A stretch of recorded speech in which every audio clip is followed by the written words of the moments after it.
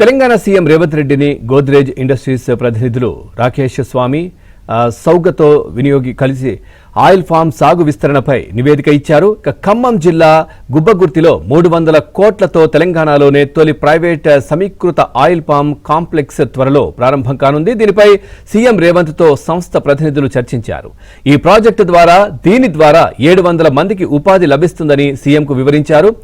Seed garden కోసం అదనపు భూమి, మిల్లు కోసం రోడ్డు విస్తరణకు సీఎంను కోరగా రహదారి విస్తరణకు సీఎం ఆదేశాలు జారీ చేశారు.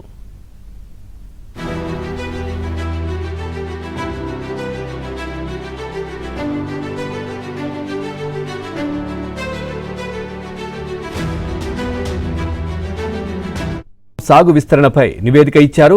ఖమ్మం జిల్లా గుబ్బగుర్తిలో 300 కోట్లతో తెలంగాణలోనే తొలి ప్రైవేట్ సమీకృత ఆయిల్ ఫామ్ కాంప్లెక్స్ త్వరలో ప్రారంభం కానుంది. దీనిపై సీఎం రేవంత్ తో సంస్థ ప్రతినిధులు చర్చించారు. ఈ ప్రాజెక్టు ద్వారా 700 మందికి ఉపాధి లభిస్తుందని సీఎంకు వివరించారు. సీడ్ గార్డెన్ కోసం అదనపు భూమి, మిల్లు కోసం రోడ్డు విస్తరణకు సీఎంను కోరగా రహదారి విస్తరణకు సీఎం ఆదేశాలు జారీ చేశారు.